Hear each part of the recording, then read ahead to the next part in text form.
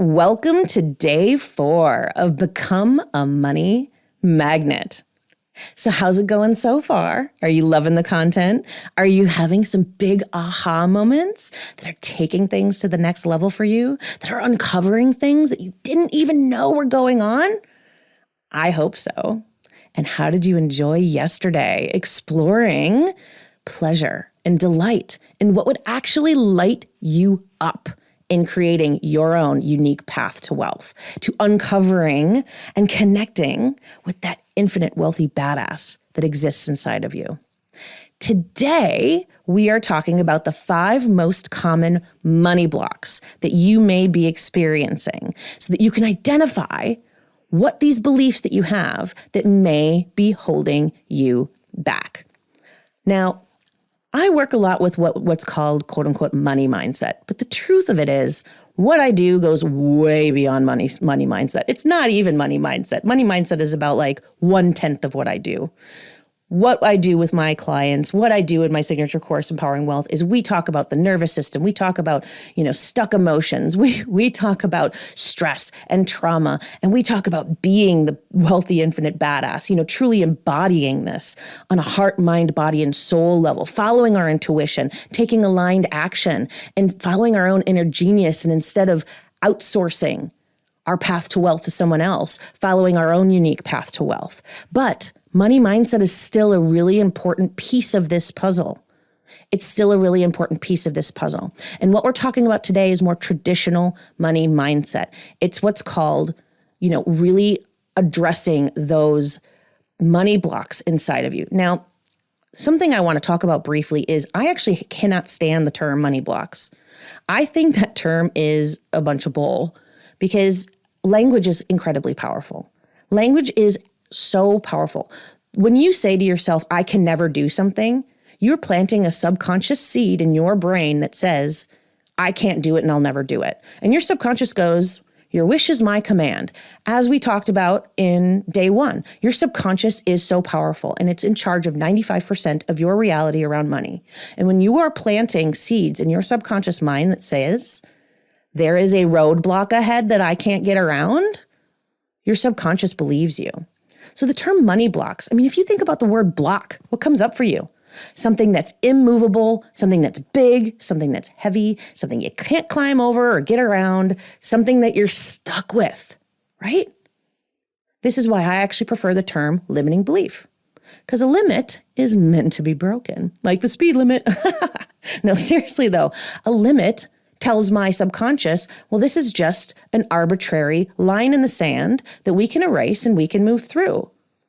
We have flexibility here. We have choice here. There is dynamic, interaction that we can have with this quote unquote limit. It is not a roadblock. It is not something that leaves me stuck. I am free to break through this. I am free to break these barriers. And this is why you'll hear me say limiting beliefs a lot rather than money blocks, is because your language counts. Your language seeds your subconscious mind and tells you what's possible. So today we're actually going to be talking about the 5 top limiting beliefs that you have around money. I'm saying that instead of money blocks because it's so important. But first I want to do just a quick little, a connection with your body so that you can actually see if you have some limits around money, some limiting beliefs or some stories or some stuff going on for you around money. So if you're driving in the car or you're out in public, you might not be able to do this right now, but you might be able to do it with your eyes open. But I want you to just for a second, take a nice deep breath and just relax wherever you are. Hopefully you're sitting down. Again, don't do this in the car or if you're driving. Be safe, people. Take a nice deep breath. And I want you to close your eyes if possible, or just really focus in on how you feel in your body. Take a nice deep breath in and a nice breath out. And just let your shoulders relax and let yourself return to here and now, exactly where we are, the present moment, here. Now, I want you to feel into your physical body. And I want you to rate where you are on a scale of 1 to 10. If A 1 is totally relaxed, and a 10 is super, super tense. Super, super constricted and tight and stressed. Now, depending where you are, this exercise may be more or less effective for you. If you're at a 10, you're probably not going to be able to feel very much. If you're at a 1 or up to maybe a 6, you're going to feel what we're talking about here in a moment. If you're up in those higher numbers, then chances are you probably need to do some work on calming your nervous system, on bringing down your stress response so that you can actually connect with your physical wisdom, your bodily wisdom that is trying to tell you and give you information, because that's what we're connecting to right now. So, as you connect to your body and you see how relaxed or how tense you are, I want you to feel into your body and see how it feels when I ask you the following questions. I love money. Or when I say the following statements. I love money. How does that feel in your body? Where do you feel it in your body? I am charging $10,000 for my new product or service. Where do you feel that in your body? Does it feel tight? Does it feel relaxing? Does it feel good? I am doubling my prices. How does that feel in your body? Does it feel good? Does it feel tight? I am going to make $1 million this year. How does that feel in your body? Does it feel amazing? Does it feel a little scary? I am asking someone for money that they owe me. Where do you feel that in your body? How does it feel? Does it feel tight or does it feel relaxing and does it feel okay? Does it feel safe? Money always has my back. Does that feel really good? Does that feel exciting? Or does that feel a little heavy? Is there a little bit of sadness or doubt around that in your physical body? Sadness might be experienced by your shoulders going down or your shoulders hunching over.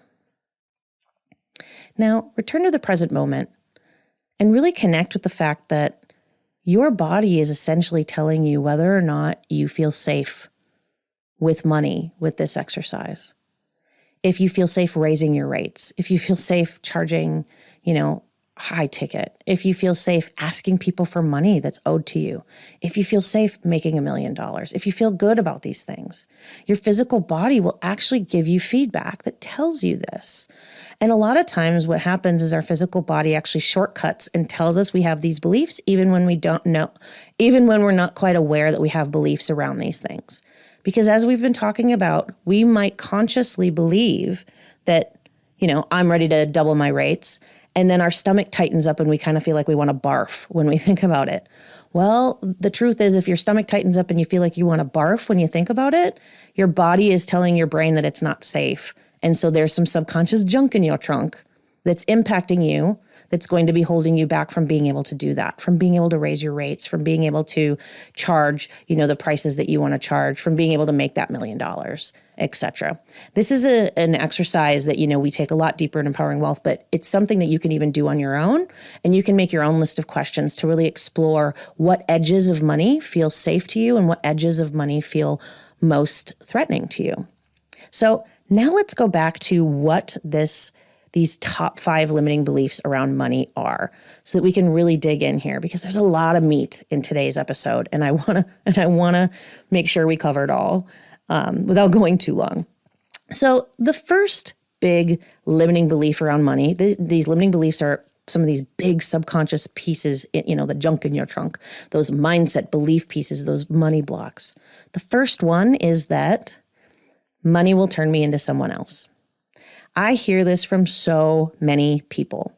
They believe that they will turn into someone who's ruthless, someone who's greedy, someone who takes advantage of other people. I've heard money-hungry monster. I've heard someone who's selfish. if I make a lot of money.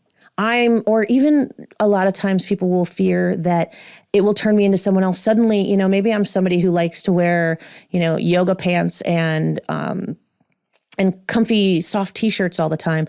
But I think that if I make a lot of money, somehow I'm going to have to start wearing Louis Vuittons or something.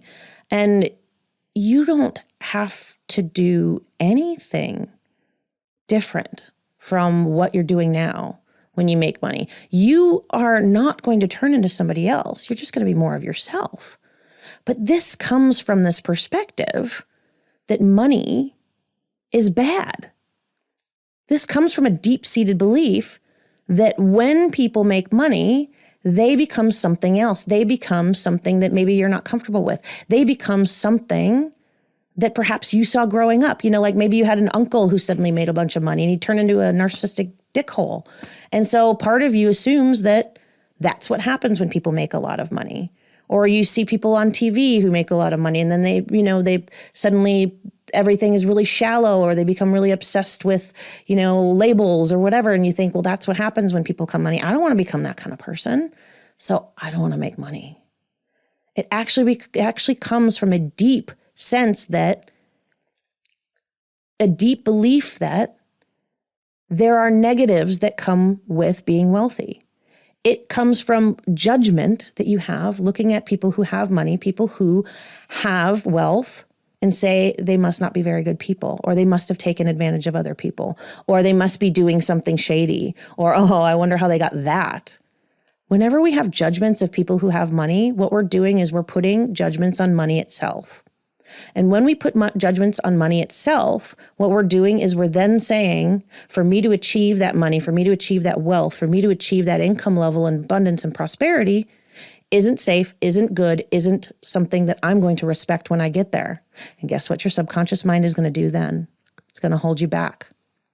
One of the biggest ways I see this in people is when they believe that they can either have money and be wealthy, or they can be spiritual, or they can be a good person.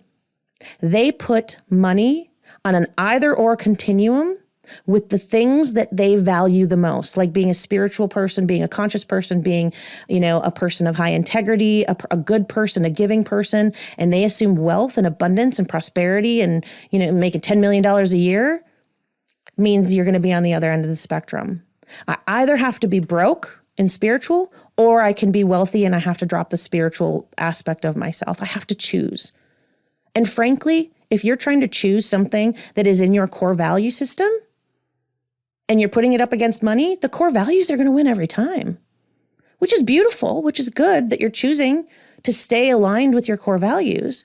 But that's why when you put it as an either or continuum of the money's going to turn me into something else, someone else, it's going to make me choose. You're going to hold yourself back from creating the wealth that you desire every single time. Now, that's the first big limiting belief around money.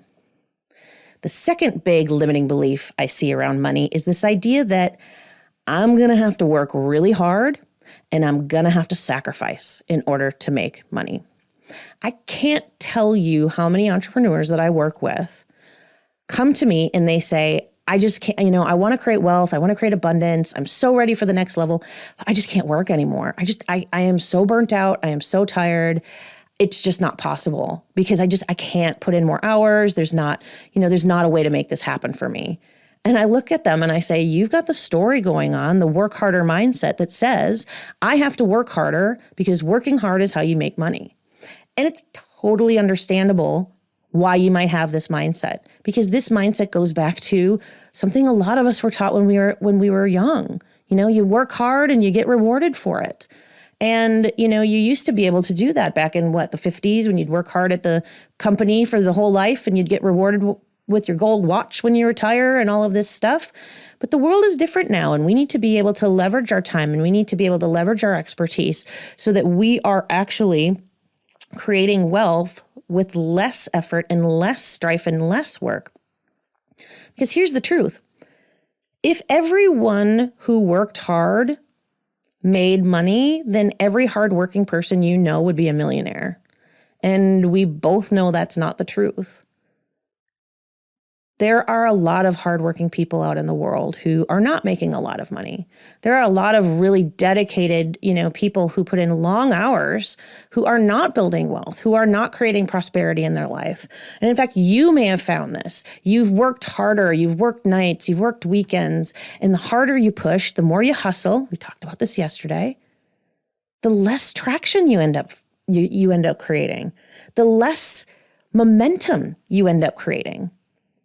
Now, there's a lot of reasons that this is the case. Part of it is because that work hard mentality is actually very stressful, and it actually creates a stress response, which ends up causing our subconscious mind to feel as though it's not safe and it's not good to create prosperity because, oh my God, it's going to be so hard, exhausting. I'm going to burn out. I'm going to get sick. I'm going to have to sacrifice everything. And so it holds us back. The other thing that happens with this work hard mentality and sacrifice mentality is we believe it's, again, this either or. We end up believing that we are going to have to sacrifice time with our kids. We're going to end up sacrificing our relationship with our partner. We're going to end up sacrificing fun with our friends. Someone recently talked to me about, I guess it was a couple years ago, what's called, I think, the 4-burner theory. The 4-burner theory is essentially that there's like 4 areas of our life. It's like friends, family, work, and like your personal spiritual relationship. And the idea was that you can only ever have 3 burners on at a time in this book or whatever this person, was talking to me about. And I was like, that's the biggest bunch of bullshit I've ever heard in my life. We can have all of these things. And the fact that someone is saying that you have to sacrifice a relationship with one of these 4 important factors in your life in order to have 3 of them be successful is such a scarcity mindset, is such a limiting perspective that you're always going to feel like you're losing even when you're winning. We can have it all. We can have all of the things when we find ways to leverage our time, to leverage our expertise, to create wealth from a place of true alignment with what feels really good, true alignment with not having to be busy and hustle all the time, to create this 3D money machine that is actually in reality creating the income we want without having to do the things that are actually, hustle, more, trading dollars for hours. And we talk about that more in Empowering Wealth, but, actually creating the real business machinery that will support your financial abundance instead of feeling as though you are constantly hustling and throwing spaghetti at the wall and desperately trying to make things work because it's coming from this stressed out place where money is an adversary and money is always out of reach and money is stressful. When we come from that place, that chilled out, relaxed place, that pleasurable place, that delightful place, suddenly we are able to relax into creating a system that works for us, into creating our unique path to wealth. And when we have this limiting belief that says we have to work hard and sacrifice, guess what? Our subconscious mind isn't going to let us go there. Not going to let us create that wealth. It's not even going to let us see the opportunities, which might make it easier because we won't believe that it can be easier. And so this is a truly deep and profound limiting belief that keeps people stuck. Now, the third limiting belief I want to talk about today is the I'm not enough XYZ to make more money. So this comes in the form of I am not educated enough. I am not clever enough. I am not smart enough. I am not thin enough. I am not business savvy enough. I don't know enough about numbers. I'm not lucky enough. I'm not whatever the heck thing you've been telling yourself that you have to figure out first before you're allowed to have prosperity, abundance, and wealth. That's the thing that you have in this XYZ blank in front of you. I am not blank enough until I'm not healed enough. That's one that I hear a lot. I need to heal more before I'm allowed to be wealthy. Well, how about we heal and we get wealthy at the same time? They are not mutually exclusive. We don't have to wait to figure out this thing before we are allowed to be wealthy and prosperous and to have abundance flood into our life. You do not have to wait until you lose weight. You do not have to wait until you've got it all figured out. You do not have to wait for perfect clarity. You don't have to wait until, you go get an MBA or whatever. You don't have to wait, period. You're ready now to create that wealth and abundance because it already exists within you. And this is just a belief that says, money's over there, I'm over here, and there's something that's separating us, and there's something in between me and money and me and wealth. And this is a good thing to pin it on, that I'm not enough, I'm not clever enough, I'm not smart enough, I'm not fit enough, I'm not, I need to have more strategies, whatever it might be. I need to be more, more outgoing, whatever. Stop coming up with reasons that you are not allowed to be wealthy. This limiting belief is all about the reasons, the quote unquote, very reasonable sounding reasons. I don't have enough time. That's another one. I don't have enough time. These are very reasonable sounding reasons that we should not be wealthy, but they're all bull because they're all things that can be shattered. They're all things that can be moved through. You see, you don't have to be anything but what you are right now in order to create the wealth and abundance that you desire. You might have to create some new habits. You might have to let go of the crap, the subconscious junk in your trunk that has been keeping you stuck. You might have to release some shit. You might have to let go of some old stories, some old beliefs. You might have to, get those emotions unstuck and feel relaxed when it comes to money. Sure. But you don't have to be somebody else. You don't have to be more to deserve more. You just have to be you. And when you can own that truly at the deepest levels, that's when things begin to shave the things I say. But that's when things begin to change truly and deeply. Now, here is the fourth limiting belief around money that many people fall into. Money just isn't that important to me. Or another version of this is, I should just be happy with what I have. Now, we look at this belief and we think, oh, well, that's nice. Money isn't the end all be all. Money isn't, the most important thing in life. Money, we shouldn't all be focused on money, and we should all just be happy with or without money. Abso-freaking-lutely. We should be happy here, whether we have, $2 in our account or we have 2 million in our account. 100%. And that's part of the key of being able to create more money, is not withholding happiness from yourself until you get it. However, and not feeling, let me put this in there too, and not feeling tied up in that money is what is the most important thing. Feeling totally focused on money, hoarding money, feeling like money is, the determinant of your worth in the world. Nah. That's not what this belief is actually about, though, for people like you and I, who are highly sensitive, who are, very conscious, who have desires for more. But we tell ourselves the story that, well, what I have right now is good enough. It's that good enough statement. It's that good enough statement. This is where we understand that this is actually a form of settling. This is actually coming from a scarcity mindset that says, if I allow myself to desire more, if I allow myself to want more, what's going to happen is I'm going to feel bad because I don't have it. So I'm just not going to even engage with that desire. What's going to happen if I allow myself to want more is I might make changes that might shift things that I'm uncomfortable with. Maybe I'm going to have to, I don't know, stop talking to people in my life who are always, jerks about money, or think that you're, a self-centered dickhole if you are on the internet or something. I don't know. We may end up having to make choices that make us uncomfortable. So we settle for less because it's our comfort zone. The less is our comfort zone. And it's much easier to stay within our comfort zone than to go into the edges of discomfort where growth happens and where expansion happens and where we can invite in more.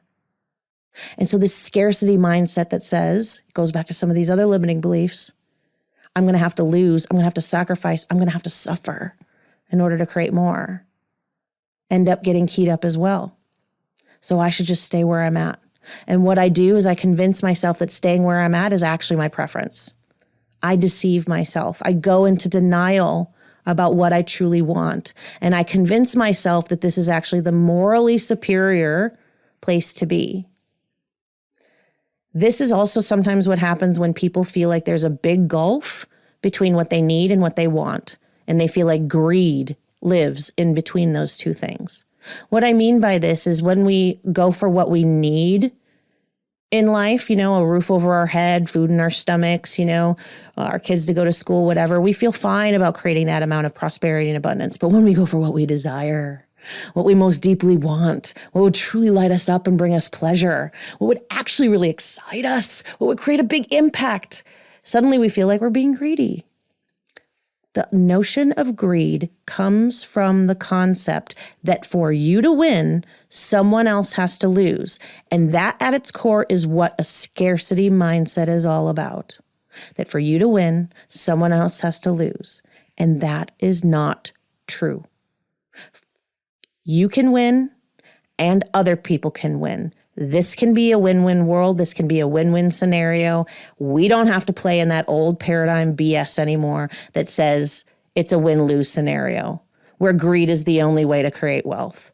We can come from a conscious place where we are creating wealth from a win-win scenario where when we gain more, when we achieve more, when we have more abundance and prosperity, everyone around us benefits as well. The rising tide raises all boats. I keep saying it over and over. And you, my friend, are the rising tide. Now, the fifth most common limiting belief around money is, I want someone else to take care of it for me. I know this one can be kind of hard to acknowledge, but many of us were raised to believe that maybe we don't have what it takes, or maybe we just shouldn't worry about money, or maybe, it'll just all work itself out. We want to win the lottery. We want to marry rich. We want to have some, fabulous money manager who will just make us a bunch of money and investments, and we never have to learn anything about it. We never have to tend to it. We never have to look to it. We just want magic to happen. Bippity boppity boo. Now, y'all, I'm all about manifestation, manifesting money. I believe that we can have these huge quantum leaps. We can have huge amounts of money dump in our lap in no time. However, I'm not a big believer in the bippity boppity boo. We should look to other things outside of ourselves to just magically create it for us. Because ultimately, and this is one of those laws of the universe, we have to take action in order for things to happen. And when we have the limiting belief that I want someone else to take care of it for us, we end up sabotaging ourselves because we then don't take action.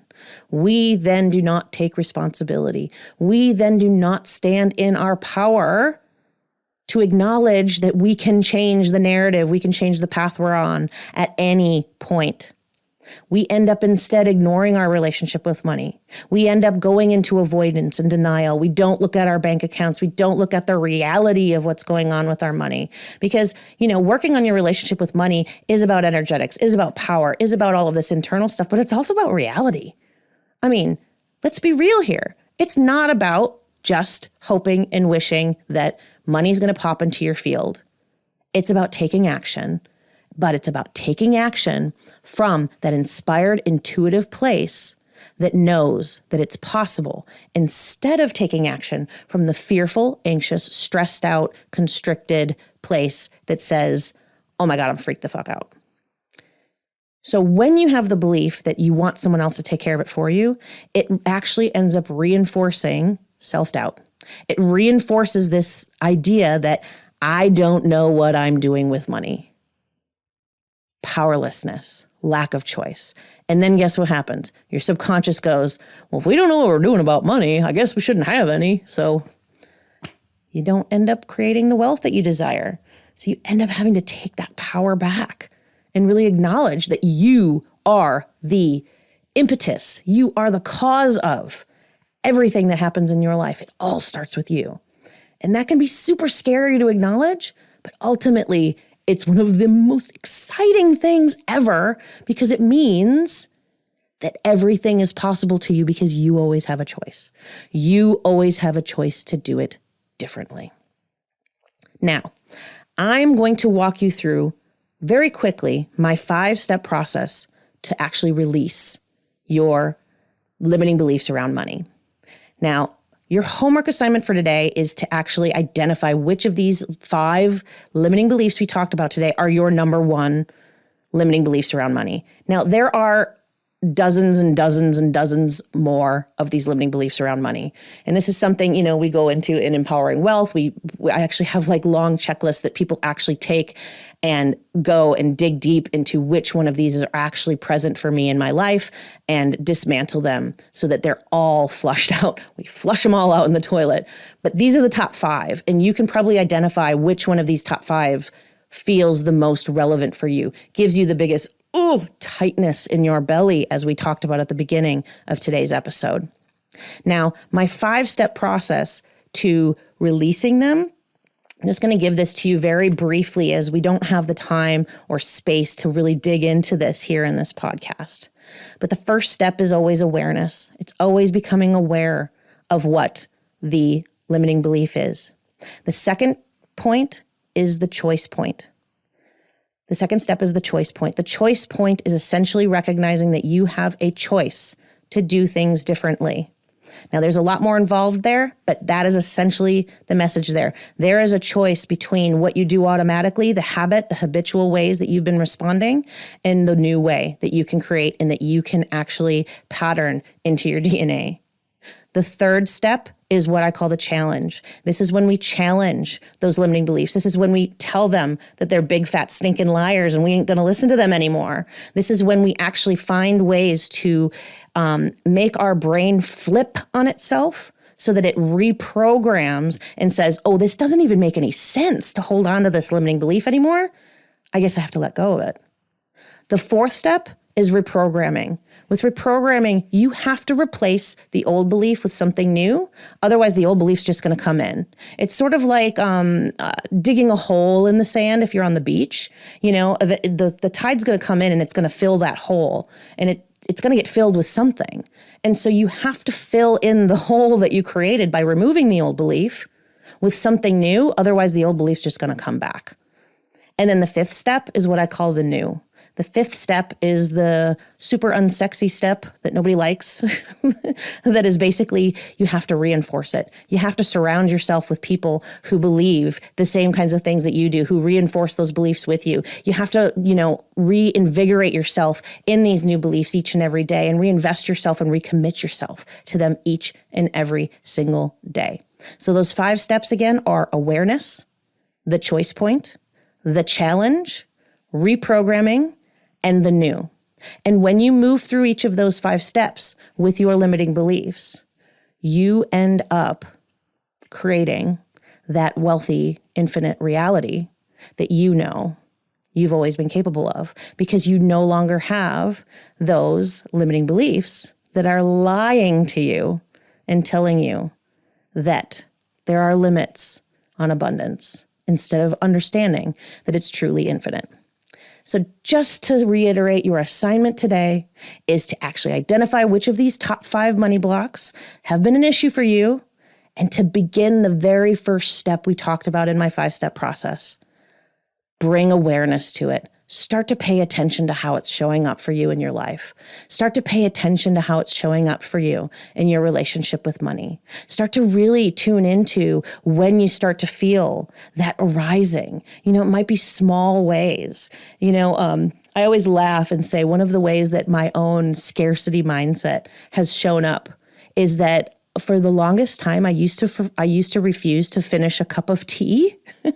Like when I would have a really nice cup of tea that I really liked, I wouldn't finish the last sip because part of me felt as though if I finished the last sip, it would be gone forever and I couldn't have another cup. Scarcity mindset, showing up in the everyday. That is the kind of ways that these limiting beliefs show up. And now, let me tell you, I finish every cup because I know that there's always more, just like there's always more for you. All right, my friend. This is day number 4, Become a Money Magnet. I can't wait to see you tomorrow, which is probably the best day of them all. Tomorrow, we're going to be talking about how to make your new infinite wealthy reality permanent, how to make it yours for good, because how to make it your reality, how to make it your truth, how to integrate it. Hope you're excited, and I can't wait to see you there. Till then, bye.